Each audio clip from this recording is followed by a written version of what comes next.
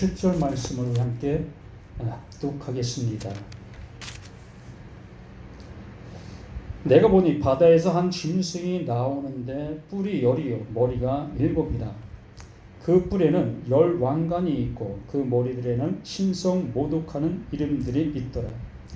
내가 본 짐승은 표범과 비슷하고 그 발은 곰의 발 같고 그 입은 사자의 입 같은데 용이 자기의 능력과 보좌와 큰 권세를 그에게 주었더라. 그의 머리 하나가 상하여 죽게 된 것 같이 그 죽게 되었던 상처가 나음에 온 땅이 놀랍게 여겨 짐승을 따르고 용이 짐승에게 권세를 주므로 용에게 경배하며 짐승에게 경배하여 이르되 누가 이 짐승과 같으냐 누가 능히 이와 더불어 싸우리요 하더라. 또 짐승이 과장되고 신성 모독을 말하는 입을 받고 또 42달 동안 일할 권세를 받으니라. 짐승이 입을 벌려 하나님을 향하여 비방하여 하되 그의 이름과 그의 장막 곧 하늘에 사는 자들을 비방하더라. 또 권세를 받아 성도들과 싸워 이기게 되고 각 족속과 백성과 방언과 나라를 다스리는 권세를 받으니. 아멘. 참, 이 말씀의 모든 모습을 볼 때 어떤 때는 두렵고 어떤 때는 이게 무슨 말이야 라고 참 알아듣기 쉽지 않은 이러한 말들의 모습을 보게 됩니다.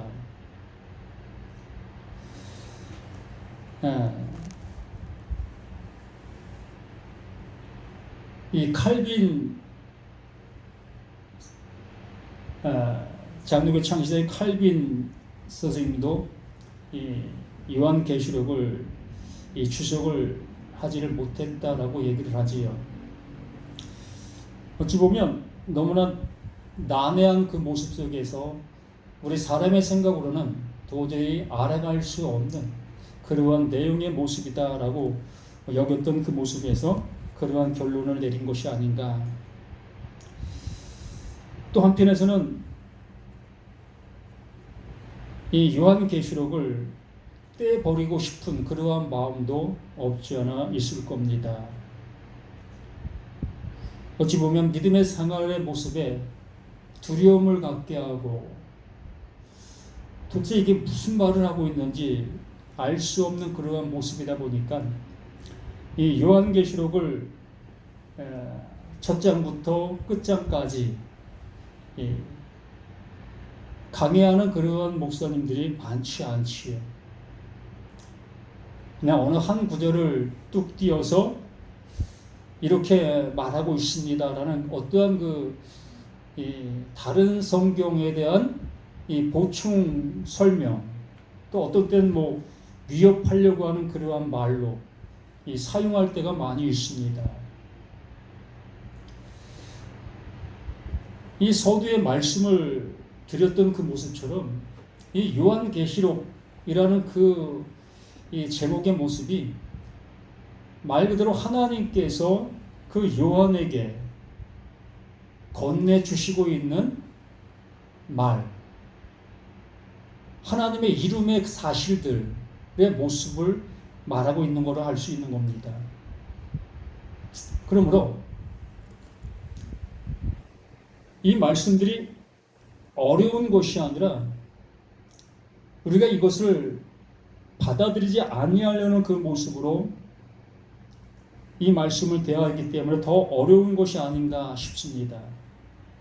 말 그대로 우리는 구약의 말씀들을 통해서 하나님이 어떠한 분이시며 하나님께서 뭘 이루시려고 하시는가의 그 모든 것들을 알게 되었다면, 또한 복음서를 통해서 그 예수님께서 오셔서 우리 가운데 이루시고 행하셨던 그 모든 일들이 무엇을 하시려고 그렇게 하셨는가의 모습을 알게 되어졌다면, 또한 서신서를 통해서 또한 그 내용들이 무엇인지를 알게 되었다면 이 요한계시록 또한 그 내용을 다시 한번 우리들에게 말해주고 있는 그 모습인 겁니다. 아니, 그 말씀들을 통해서 우리가 알아들었다면 뭐 요한계시록을 안 봐도 상관이 없는 그러한 모습이 될 수 있습니다. 말 그대로 요한계시록 또한 복음이니까 하나님께서 나라는 나, 너라는 너, 우리라는 우리를 구원하시기 위해서 말씀하시고 계시는 그 말씀들이기 때문에요. 이미 그 구원의 사실을 알고 그 구원의 은혜를 입게 된 모든 사람들에게는 뭐 요한계시록을 모른다고 한다 할지라도 뭐 상관이 없는 그 모습이라고 할 수 있는 겁니다. 그러므로 요한계시록은 무서워할 것도 아니고 이 말씀을 통해서 우리들에게 하시려고 하시는 그 내용을 우리는 알아가는 것이 더 옳다라는 겁니다. 한 낱말에 어떠한 의미를 부여하기보다는 전체적인 그 모습을 우리가 알게 되어진다면 그 모든 말들, 내용들, 낱말들, 그 모든 것들이 다 하나님이 이루시려고 하시는 그 내용을 말하고 있는 그 모든 것들이기 때문에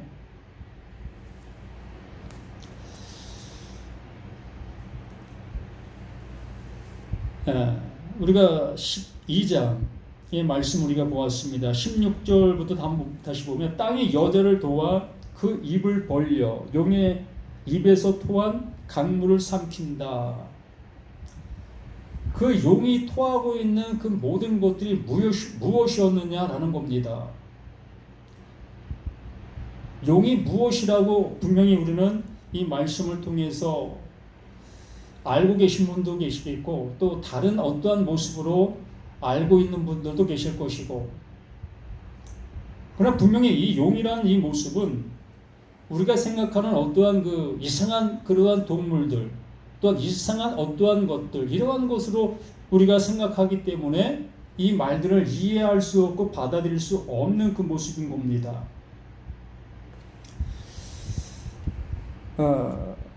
이 용이 어떠한 모습을 갖고 있는가? 이 용이 뭔가 한번 잠깐 볼까요?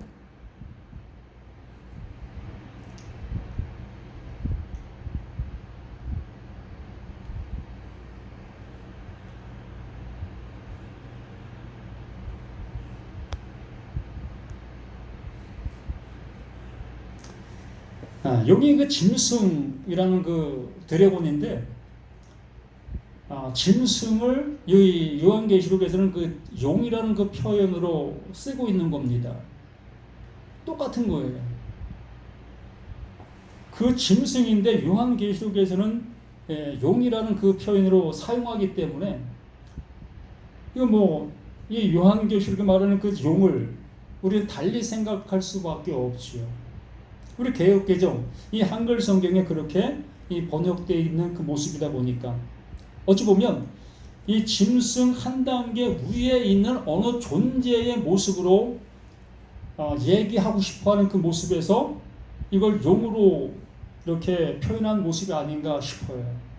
같은 짐승입니다. 이 창세기 1장 21절에 이 짐승이 시작이 되어지는 모습을 볼 수 있지요. 하나님이 큰 바다 짐승들과 물에서 번성하여 움직이는 모든 생물을 그 종류대로 날개 있는 모든 새를 그 종류대로 창조하시니 하나님 보시기에 좋았더라 라고 말씀합니다. 여기 분명히 그 드래곤, 그 짐승을 지어 놓으신 그 모습 속에서 심히 보시기에 좋았더라 라고 말씀하십니다. 그 창조하신 그 모든 창조를 통해서 그 하나님은 보시기 좋았더라 토부, 하나님 마음에 든다, 이건 내가 좋아하는 거야, 내가 기뻐하는 거야 라고 말씀해 주신 그 모든 내용들입니다. 그 하나님이 로토부, 좋지 않다라고 말씀해 주신 것 중에 하나가 홀로 있는 것,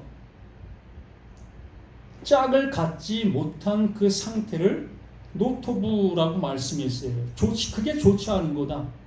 근데 우리 한글 성경에서는 독초하는 것. 아담이 아내가 없이 독초하는 그 상태를 이 노토부, 좋지 않은 거다라고 거기에 말씀해 주셨습니다. 여기서는 분명히 그 짐승을 지으시고 보시기 좋았더라라고 말씀을 해 주시고 있다는 겁니다.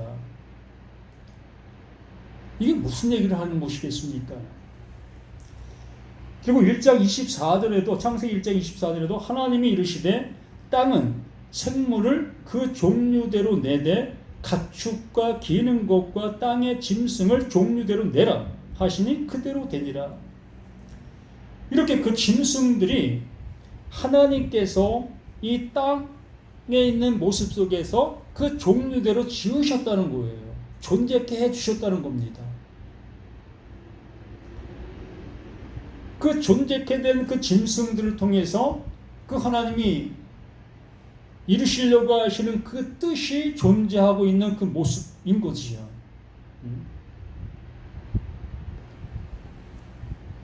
25절에서는 하나님이 땅의 짐승을 그 종류대로, 가축을 그 종류대로, 땅에 기는 모든 것을 그 종류대로 만드시니 하나님 보시기에 좋았더라. 이렇게 분명히 하나님께서 그 짐승을 지으시고 심히 보시기 좋았더라라고 말씀해 주셨던 그 모든 모습을 우리가 어떻게 받아들여야 될 것인가라는 겁니다. 그러한 모습 속에서 이 요한계시록을 통하여 이제 그 짐승의 모습을 이렇게 말하고 있는 모습을 우리가 보게 되지요. 그리고 그 신약에서도 이제는 보게 되면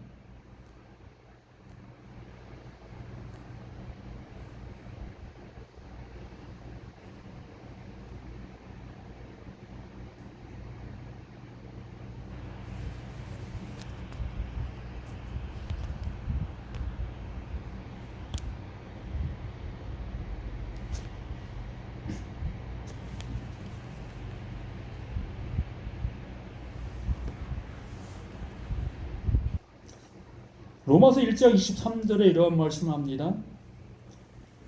썩어지지 아니하는 하나님의 영광을 썩어질 사람과 새와 짐승과 기어다니는 동물 모양의 우상으로 바꾸었다라고 얘기를 합니다. 분명히 하나님의 그 영광, 하나님의 영광이라는 것은 하나님의 말씀이지요. 하나님의 입에서, 하나님의 마음에서 밖으로 나온 그 모든 것이 다 하나님의 영광입니다. 그래서 예수를 하나님의 영광이다라고 얘기했던 거지요. 하나님 마음 안에 있던 것이 우리 눈에 보여지는 그 모든 모습으로 나타나져 있는 그 상태가 하나님의 영광이 나타났다라고 얘기를 하는 거예요. 그러므로 우리 자신들 또한 하나님의 영광이었다는 겁니다. 이렇게 하나님의 영광이었던 그 모든 것들을 여기 말하잖아요. 그 바울이 썩어지지 아니하는 하나님의 영광을 썩어질 사람과 새와 짐승과 기어다니는 동물 모양의 우상으로 바꾸었다. 뭘 바꾸었다고요? 하나님의 영광을, 하나님께서 말씀하신 그 말씀의 내용들을 바꾸어버린 그 상태가 이러한 모습이라는 겁니다.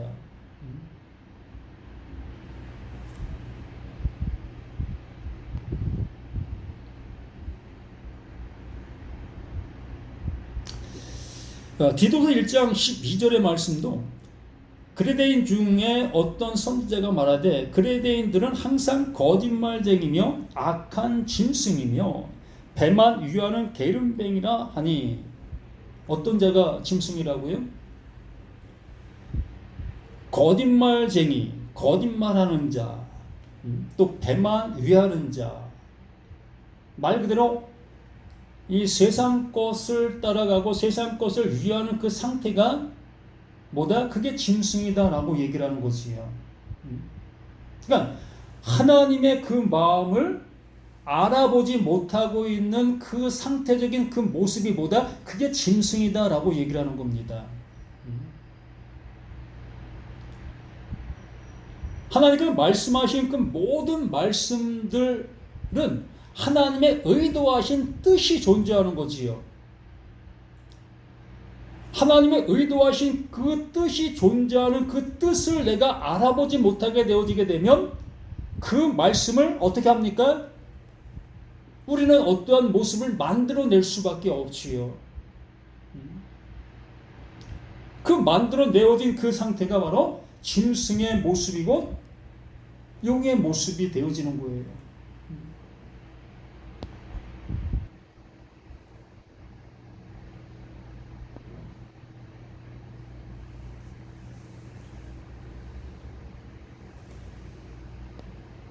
베드로후서 2장 12절 말씀에도 이렇게 말씀하지요. 그러나 이 사람들은 본래 잡혀 죽기 위하여 난 이성 없는 짐승 같아서 그 알지 못하는 것을 비방하고 그들의 멸망 가운데서 멸망을 당한다. 그러니까 하나님의 마음이 없으면 그게 짐승이다라는 겁니다. 하나님의 마음을 알아보지 못하고 있으면 알아듣지 못하는 그것이 짐승이다라고 얘기를 하는 거예요.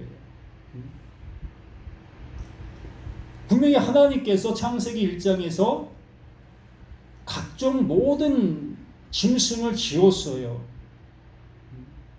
그래서 그 짐승을 향해서 뭐라고 말씀하셨습니까? 호식이 좋았더라. 내가 좋아하는 그 모습이야. 내가 기뻐하는 모습이야. 라고 분명하게 말씀을 하셨습니다. 그렇게 말씀하신 그 모습 속에서 그 하나님이 이제 수없이 말씀하시는 그 모든 말씀들을 알아들어가야 될 그 모습이었는데 그걸 알아가지 못하고 있는 그 모습에 있는 그들이 이제 하나님이 기뻐하실 수 없는 짐승이 되어지는 거예요.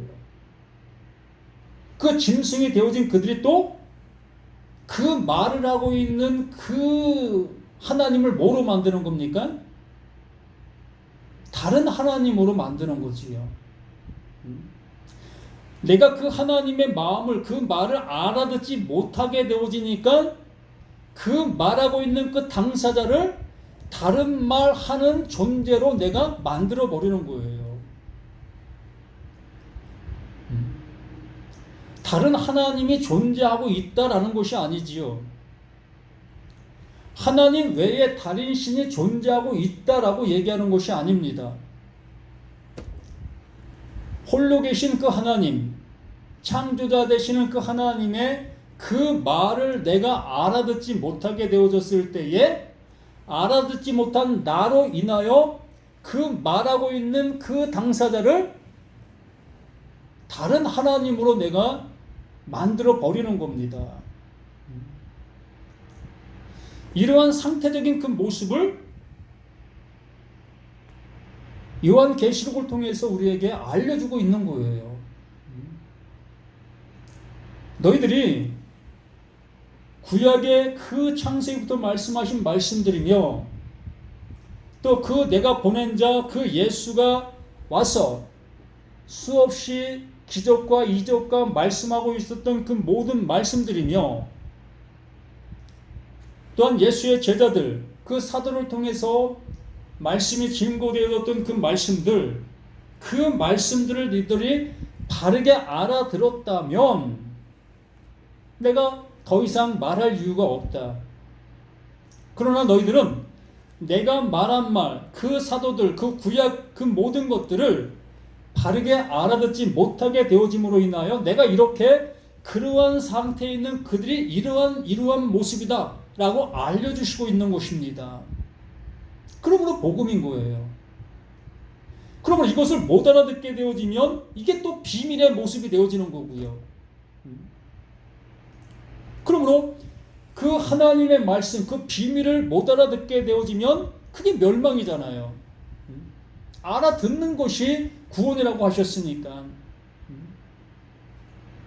영생은 유일하신 그 하나님과 그 하나님 보내신 자 그 예수 그리스도 그를 아는 것이 영생이다라고 분명하게 우리들에게 알려주신 그 모습처럼 이렇게 하나님의 말씀을 하시고 계시는데 이것을 내가 못 알아듣게 되어지면 그 하나님을 그 용으로 만들어 버리는 거예요. 짐승으로 만들어 버리는 겁니다. 마귀 그 사단으로 만들어 버리는 거예요. 그러므로 사단이라는 존재가 따로 존재한다? 우리는 이렇게 믿고 싶고 또 이렇게 알고 싶고 이러한 성경으로 보고 싶은 것이 우리들 아닙니까? 그래야만 우리들이 해야 될 일이 생기고 우리들의 어떠한 열심과 우리들의 노력이 필요한 모습으로 이 말씀 앞에 설 수 있으니까. 그래야만 이 교회라는 곳이 존재하게 되어지고 또한 이걸 가리키는 목사들이 존재해야 되고 이렇게 어떠한 모습이 필연적으로 가르침을 받아야 될 그 모습으로 이끌고 나갈 수밖에 없었던 겁니다. 그래야만 살 수 있으니까. 그래야만 종교가 형성되어져 갈 수 있으니까. 뭐 그런 얘기를 할 것이 아니고 그러면 이 13장 말씀, 이 12장 말씀을 통해서 바로 그러한 것들을 우리들에게 알려주시고자 했던 겁니다. 땅이 여자를 도와 그의 입을 벌려 용의 입에서 토한 강물을 삼킨다. 하나님의 말씀을 이제 땅의 말로 알아듣지 않고 하늘의 말로 알아들을 수 있게 되어졌다는 거지요. 정말 목사님들이 설교를 하고 있는데 그 목사님들이 설교하는 그 모습으로 알아듣지 아니하고 그 하나님께서 진리의 성령을 통해서 알아듣게 하는 대로 알아듣게 되어지고 있다는 겁니다.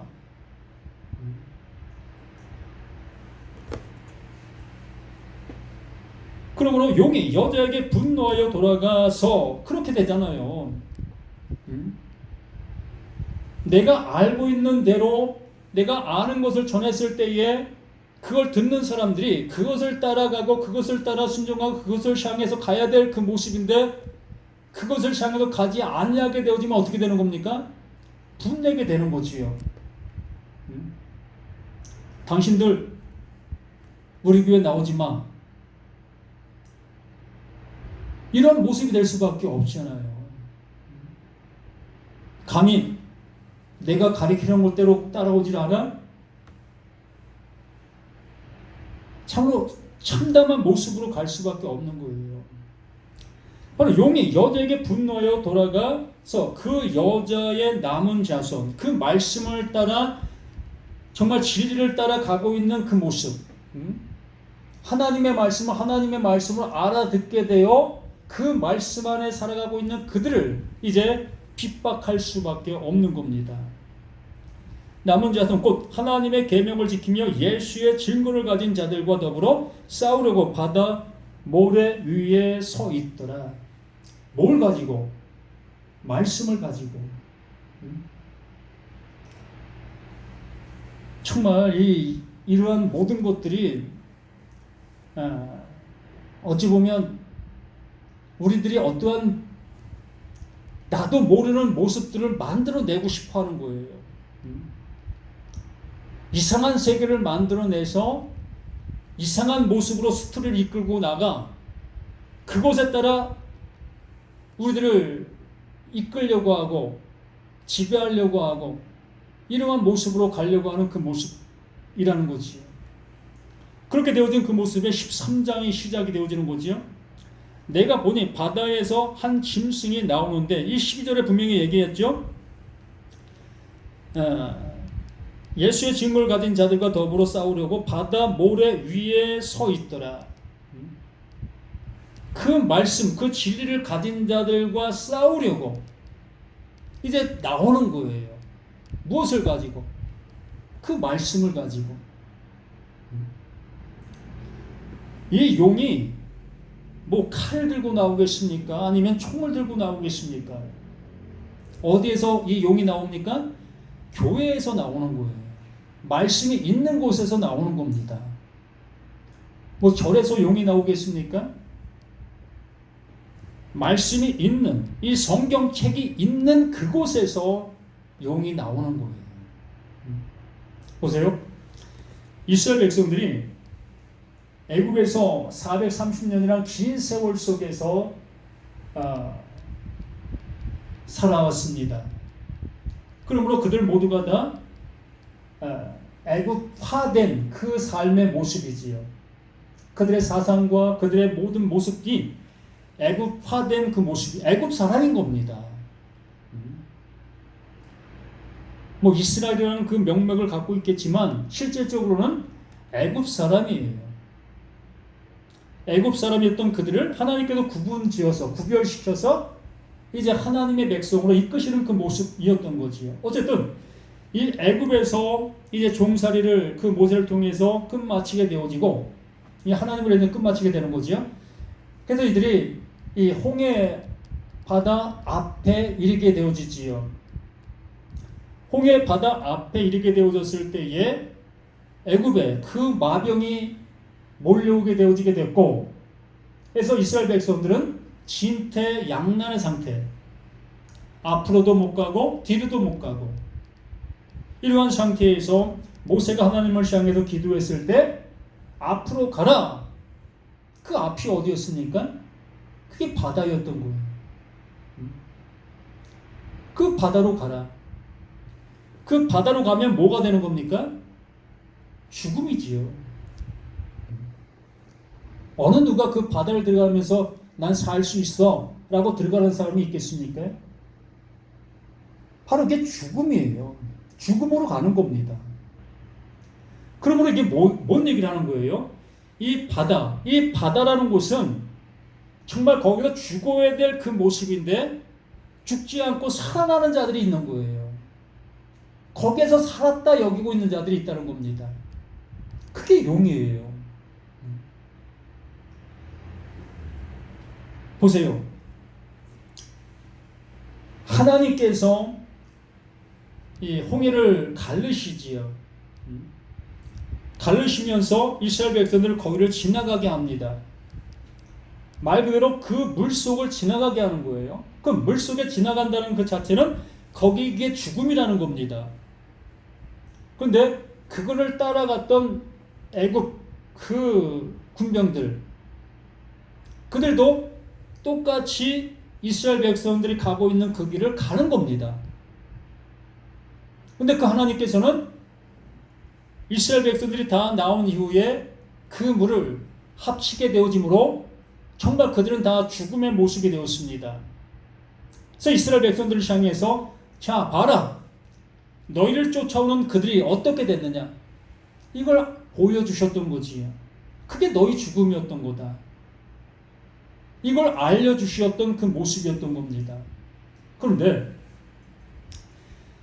정말 그 모습을 거기서 보았던 그들이 또 어떻게 변합니까? 자신들이 살았다라는 그 모습을 변하는 거지요. 늘 이러한 모습이 반복되는 그러한 모습이 광야의 그 모습들이었던 겁니다. 그러므로 여기 내가 보니 바다에서 그 홍해 그 바다, 이스라엘 백성들에게는 이 바다 하면 그 홍해 바다를 늘 마음에 품고 있는 것입니다. 그래서 바다 하면 그들은 알아요.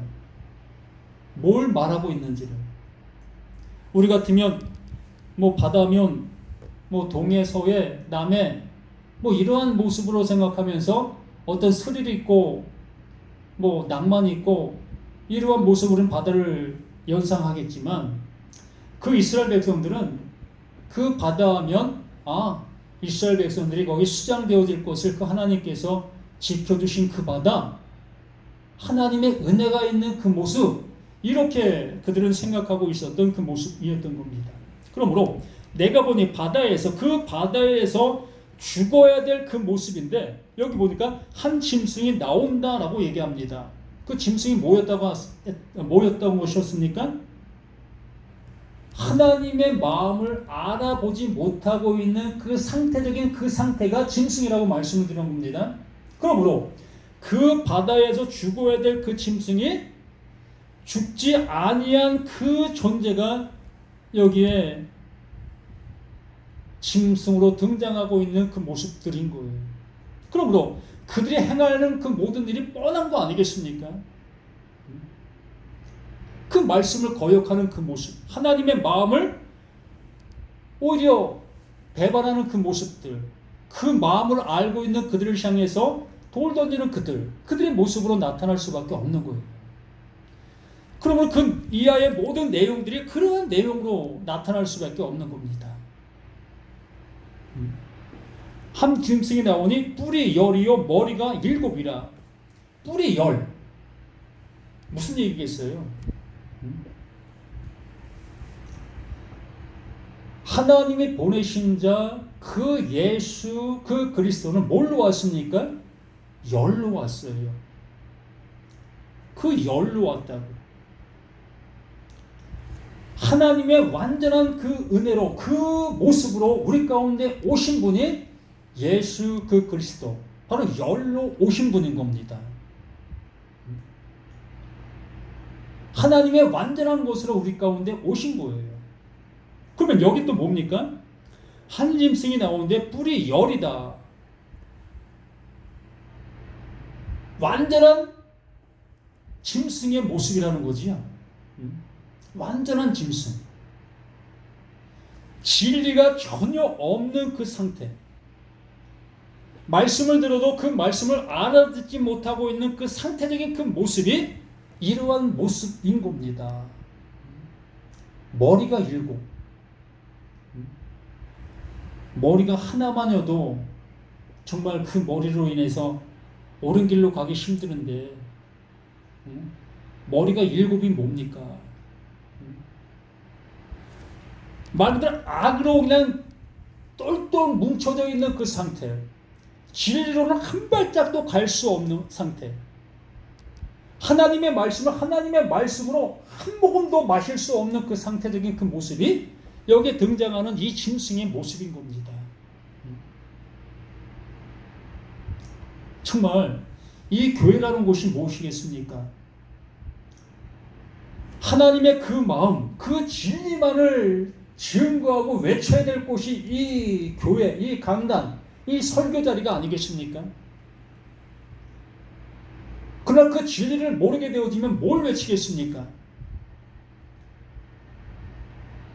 그 보여지는 것들을 외칠 수밖에 없지요. 나타나는 현상들만 외칠 수밖에 없지요.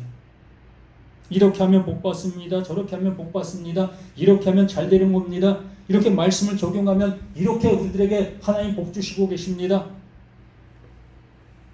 이렇게 하나님이 하지도 않은 그 말씀들을 증거할 수밖에 없어요. 그렇게 해야만 그 짐승들이 그것을 따라올 수밖에 없고,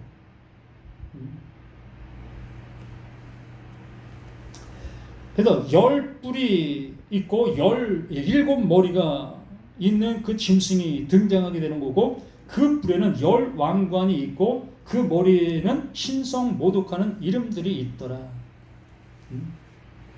이러한 상태적인 모습을 한번 생각해 보세요. 정말 짐승이라면 뿔 10개 달린 짐승 보셨습니까? 또 머리 7개 달린 짐승 보신 적 있어요? 영화에서 보셨죠? 뭐 SF 영화라든가 이러한 정말 무섭게 만들려고 만드는 그 영화들을 보면 간혹 이러한 짐승들이 등장하는 모습들을 보게 되지요. 뿔이 10개, 머리가 7개 달린 그 무시무시한 용, 그런 것들을 우리는 간혹 영화를 통해서, TV를 통해서 이렇게 볼 수 있는 그 모습들을, 이렇게 그런 걸 보게 되어지다 보니까 이런 게 있는가 보다 라고 우리는 생각할 수밖에 없죠. 상상의 동물을 만들어내는 거예요. 그래서 어느 사람은 꿈에서 이런 것들이 나타나는 사람도 있었고, 또 환상으로 이런 것들을 보는 사람도 있고 이렇게 나타나게 되는 겁니다. 그래서 이러한 모든 것들 속에 뭐가 있다? 신성 모독하는 이름들이 있더라.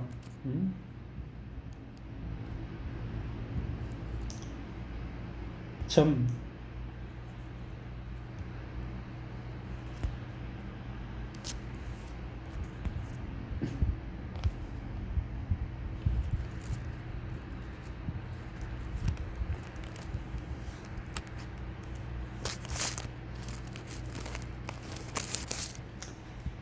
이 신성 모독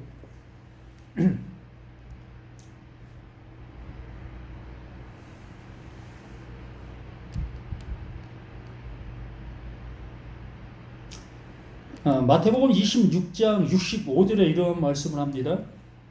이에 대제사장이 자기 옷을 찢으며 이르되, 대제사장이 자기 옷을 찢는다는 겁니다. 왜 찢겠습니까? 참남하다는 거예요. 지금까지 이러한 존재를 못 보았다는 겁니다. 하나님 앞에 너무나 죄송스럽다는 거예요.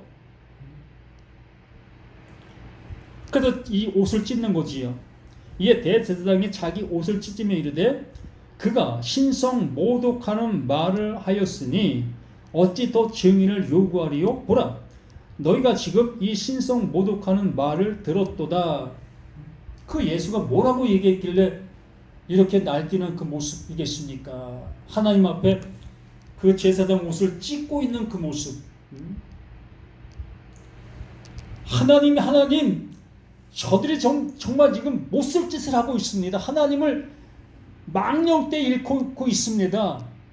내가 너무나 분하고 분내서 내가 이 모습을, 내 옷을 찢고 있나이다 라고 이 대제사장이 정말 하나님을 향했던 열정을 보이는 겁니다. 하나님을 잘 믿고 있다는 그 표식을 이 대제사장이 지금 보이고 있는 거예요. 무엇하는 걸 보고? 그 예수가 하나님의 아들이라고 얘기한 그 얘기를 듣고, 그 예수가 내가 하나님의 아들이다라고 얘기한 그 얘기를 듣고 이 대제사장이 이렇게 분노하고 있는 거예요. 또한 하나님을 향해서 들끓고 있는 그 열정을 보이고 있는 겁니다. 지금은 안 그럴까요? 내가 하나님의 아들이라고 얘기한다면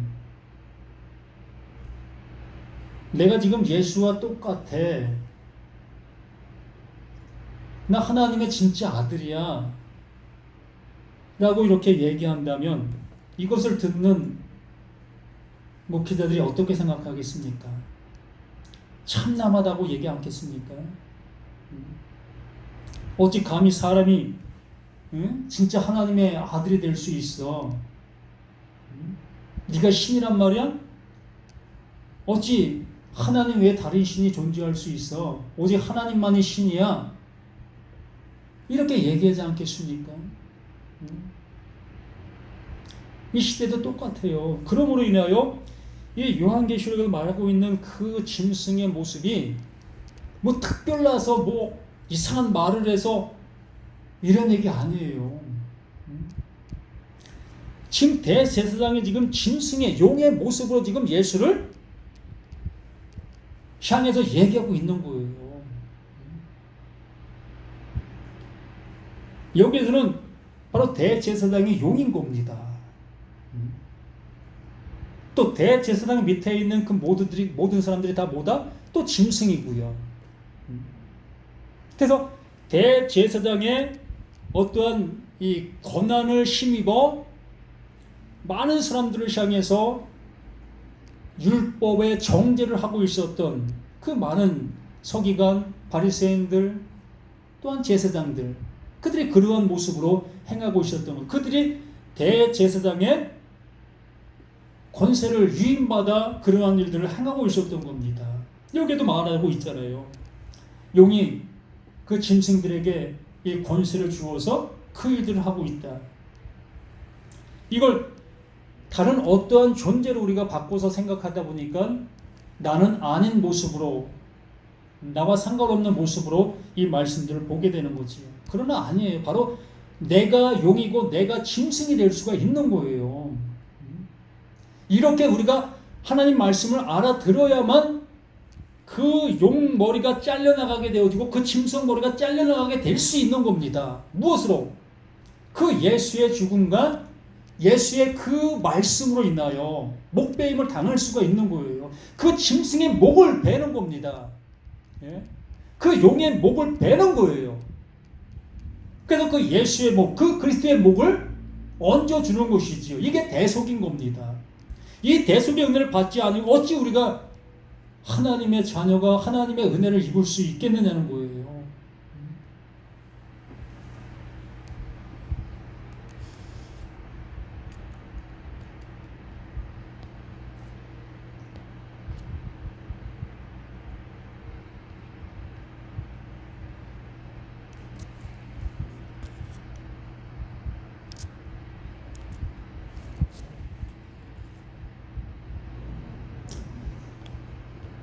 그러므로 우리 모두가 하나님의 말씀을 다른 말로 우리가 받아들이지 마시고 정말 나에게 하시고 계시는 하나님의 사랑의 말씀으로 모든 말씀들을 받아들일 수 있는 우리 모두가 되었으면 합니다.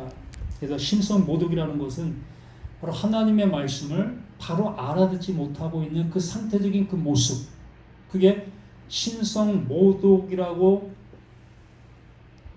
그것을 갖고 있는 그 상태가 그 모습, 그게 용이고 그게 짐승이었다라고 얘기를 하는 겁니다. 이것이 바로 일곱 머리들이 갖고 있는 그 모습인 거예요. 하나님의 말씀을 알아먹지 못하고 있는 그 상태적인 그 머리, 이게 일곱 머리로 완성되어져 있는 그 상태인 겁니다. 내가 본 짐승은 표범과 비슷하고 그 발에 곰의 발 같고 그 입은 사자의 입 같은데 용이 자기의 능력과 보좌와 큰 권세를 그에게 주었더라. 아까 말씀드린 대로 대제사장이 서기관, 바리새인들, 또 율법사, 또 랍비들, 또 제사장들, 또 장로들, 그들에게 하나님의 말씀을 가지고 그 말씀을 가르칠 수 있는 권한을 부여해 주잖아요. 그러므로 그 말씀을 들고 나가 백성들을 가르치고 또 가르치면서 그렇게 따라오지 않는 자들을 향해서 정죄하고 또 심판하고 또 하나님의 말씀으로 그들을 징계하고 이렇게 하고 있었던 그 모습이었던 겁니다. 이것이 그때 그 시절 속에 그러한 모습으로 나타나고 있었던 것이 지금 이 시대 속에서도 동일하게 이 어떠한 이 방법적인 것, 상황적인 것은 틀리지만 그 내용적인 모습은 똑같은 모습으로 이렇게 작용하고 있는 거예요. 용의 머리를 하고 있는 자들이 그걸 가리켜서 그것을 통해서 교육받은 그 짐승들이 또한 또 나아가 뭇백성들을 그렇게 또 양육하고 있는 그 상태. 무서운 겁니다. 한 신학교 교수가 하나님의 말씀을 안다 여기면서 비진리의 말씀을 가르쳤다 생각해 보십시오. 그러면 그게 진리라고 알아듣고 배운 그 신학생들은 그 배운 것을 가지고 교회를 세우고 교회에서 또한 설교를 하게 될 것이고 또 그 설교를 또 진리라고 알아들었던 많은 교인들 또한 그것을 믿고 그것을 따라 가지 않겠느냐는 겁니다. 그렇게 되어짐으로 한 사람을 데려다가 생명의 길로 인도한다고 했는데 오히려 지옥 자식 만드는 그 일을 일삼고 있었던 우리 모습들이었던 거예요. 여기는 정통 교회가 따로 있는 것이 아니고 또 이단이 따로 있는 것이 아니고 모두가 다 정말 하나님의 말씀을 내가 바르게 알지 못하고 있다면 모두가 다 이러한 상황 속에 이러한 일들을 하고 있는 겁니다. 장로교 간판 걸었다고 해서 옳은 진리를 전하는 것도 아니고, 감리교 간판을 걸었다고 해서 정말 옳은 진리를 전하는 것도 아니고요.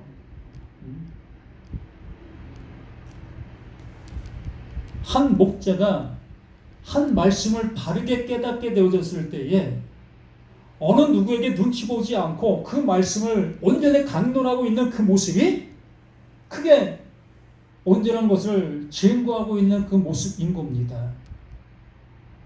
그러니 우리 모든 믿음의 사람들이라면 진리가 무엇인가를 한번 근심해 볼 수 있고,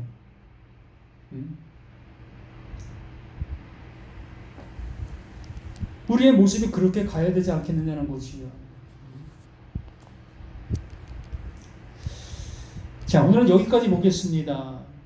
7절까지 보려고 했는데, 어쨌든 용이라는 것을 이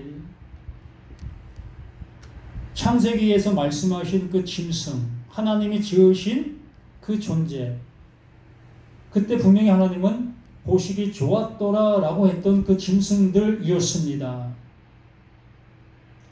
그래서 그 짐승들이 하나님이 인도하여 주시는 대로 잘 이끌림 받게 되어졌을 때에 그가 온전한 사람이 되어 그 하나님의 백성, 하나님의 자녀가 되는 그 은혜로 가게 되는 것입니다. 그러나 하나님의 말씀을 알아듣지 못한 그 창조물 됐던 그 짐승들이 이제 하나님의 뜻으로 가지 못하고 자기의 어떤 모습으로 나가게 되어졌을 때 그게 용이 되어지는 거지요. 그게 마귀요, 그게 사단이 되는 겁니다. 그래서 온 세계를 꿰는 자가 될 수밖에 없는 거예요. 그리고 우리 모두가 하나님의 말씀을 하나님의 말씀으로 알아들으려고 하는 이 열심적인 이 열심을 우리 모두가 좀 내십사하는 간절한 소망을 한번 고백해 봅니다. 우리 여기에 열심을 냅시다. 진리를 아는 것에 대해 열심을 내는 우리 모두가 되기를 간절히 부탁을 드립니다.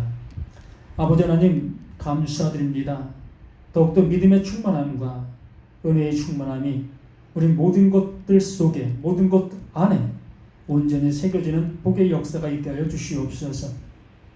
참으로 알 수 없는 그러한 내용이고 우리는 도저히 깨달을 수 없는 그 모습이었으나 하나님께서 우리에게 알게 해주시는 지혜와 총력으로 아버지의 말씀을 듣게 해주시는 것 감사드립니다.